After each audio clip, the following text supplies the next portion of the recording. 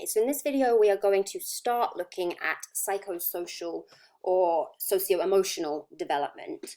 So this is what starts to form or develop as children are developing attachments, forming relationships with other people, and starting to interact with other people.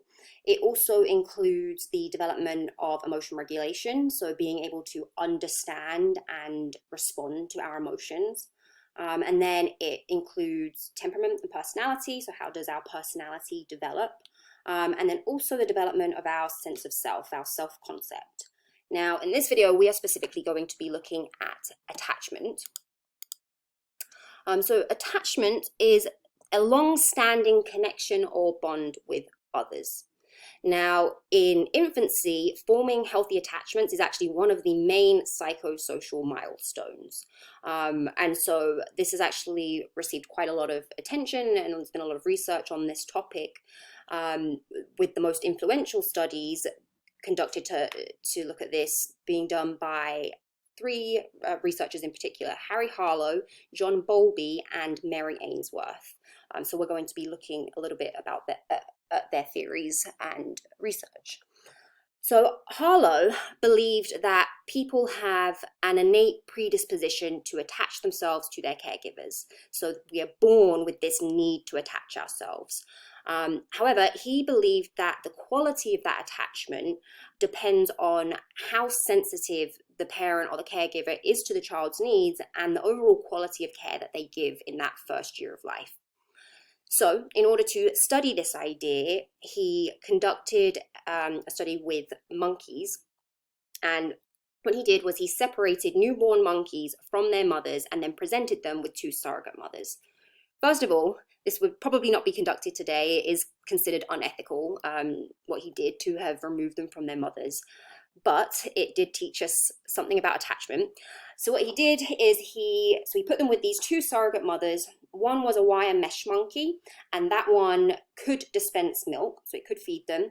The other was a cloth monkey, which did not dispense milk. Obviously, it was a little comfier. And what he found was that the monkeys spent the most time clinging to the cloth monkey and only went to the wire monkey for food. So, well, they also went to the cloth monkey when they were feeling startled or frightened in some way. So what these results are suggesting is that comfort and security are critical components of maternal-infant bonding. In other words, providing comfort and security seems to be much more important in the development of attachment than simply meeting basic needs for food. Now, continuing and building on Harlow's work, John Bowlby went on to develop attachment theory. Now, basically, this theory suggests that an infant must form a healthy bond with a primary caregiver in order to have normal social and emotional development. Now, in his terms, a healthy bond is one in which the parent or caregiver provides a secure base. So a secure base is the presence of a parent, of a parent provides a sense of safety so that the child can explore its surroundings. Basically, the child knows the parent is there and that they're going to meet their needs, so they feel confident being able to explore and knowing that their caregiver is there. Now, in order for that healthy attachment to form, Bowlby said there are two requirements. The first is that the caregiver must be responsive to the child's needs. And two, they must engage in mutually enjoyable interactions. So they're engaging in activities that they both find enjoyable, and that's going to help form this healthy attachment. Now, where Bowlby differs from some others is that he considered attachment to be an all or nothing process, meaning either an attachment is formed or it isn't. Other researchers have looked at attachment a little bit differently, and that actually brings me to Mary Ainsworth. So Ainsworth was interested in looking at, do children differ in the way that they bond, and if so, why? And so in order to explore this, she conducted a study using a procedure known as the strange situation. So there is a video that will show you what this looks like. I've included that in the lecture notes. And in the video, you are looking at a child with a secure attachment style. But basically, the results of her research led her to develop these, well, originally 3 attachment styles, and then a 4th was later identified. So let's start with the secure attachment style. So this is when a child uses the parent as a secure base from which to explore. So this comes back to that secure attachment style that Bowlby was talking about. The child knows that mum's there and feels confident exploring. So in the strange situation, what you would see is the child would periodically look around, check to make sure mum's there, but they would still, explore their surroundings. When the mother left, they would become very distressed, but they were then very happy to see them when they returned, and they were easily soothed. Now, this is common when caregivers are sensitive and responsive to the child's needs. The child knows mum's going to meet my needs, she's there, everything's okay, I can explore. When mum leaves, that's their lifeline to getting their needs met. So of course they're distressed, but when she comes back, they can relax. They're easily soothed, everything's okay, mum's here. Now, we then have the resistant or ambivalent attachment style. Your book, I think, says ambivalent, but you can see it called either one.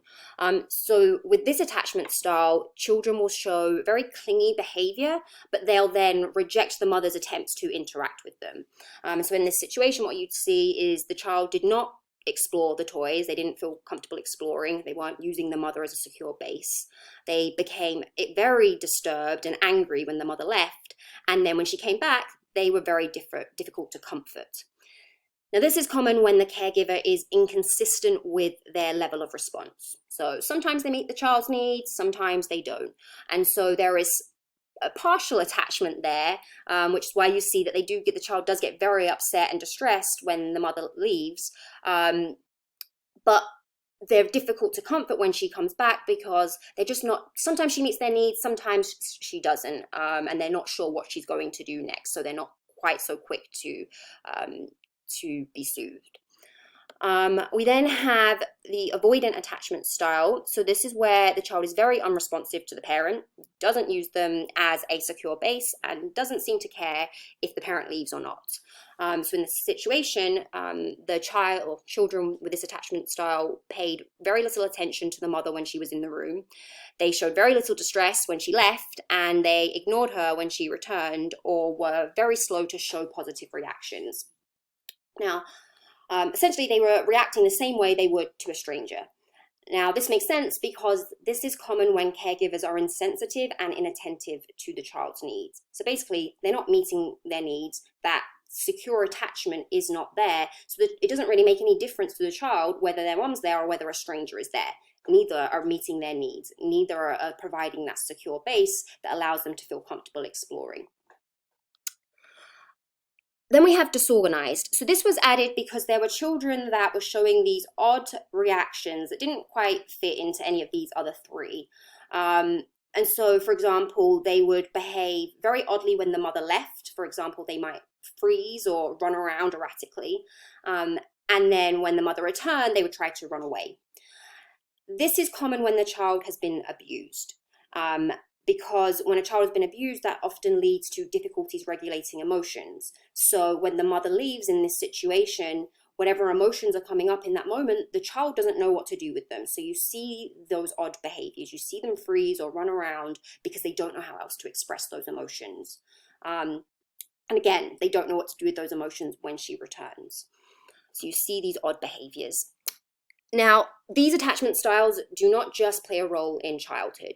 It is thought that we carry these attachment patterns with us into adulthood. And so, for example, what research shows is that if you do grow up with a secure attachment, you are much more likely to view people as dependable and trustworthy. You've learned that your needs are going to be met by your primary caregiver. You've learned that you can depend on people and that you can trust them to meet your needs.